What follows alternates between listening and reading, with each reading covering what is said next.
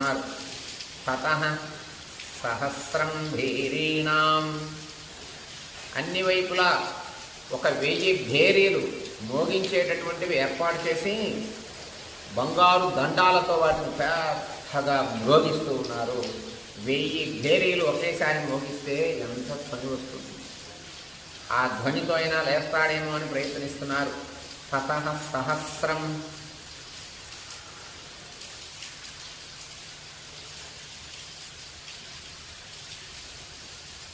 భేరీణాం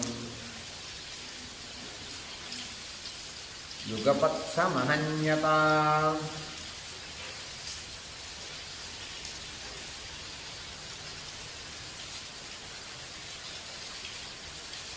ముక్తకాంచన కోణానాం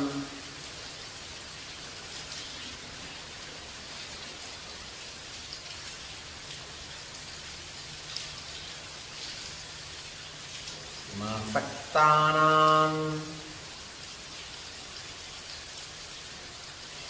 సమంతతః,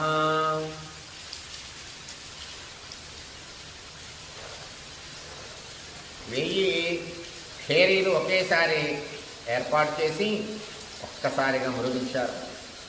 ఏవమప్యతి నిద్రస్తు యదా నైవ ప్రబుధ్యత, శాపస్య వశమాపన్నస్తతః క్రుద్ధా నిశాచరాః.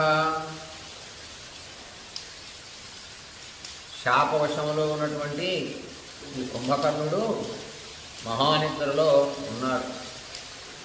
ఉండటం వల్ల మేల్కొనలేకపోతూ ఉన్నారు. ఆ రాక్షసులకి ఘోరమైన భయంకరమైన కోపం వచ్చింది. ఇంత చేసినా కూడా శాపం వల్ల, బ్రహ్మగారి శాపం వల్ల కుంభకర్ణుడు నిద్ర లేవలేకపోతున్నాడు. మేలుకు రావటం లేదు కుంభకర్ణుడికి. ఏవమప్యతి నిద్రస్తు,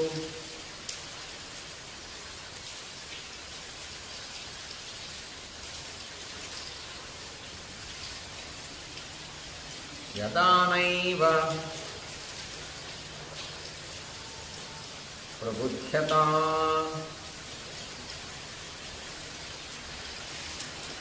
శాపస్య వశమాపన్నా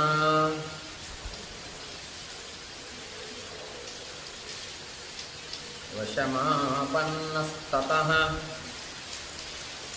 క్రుద్ధా నిశాచరాః.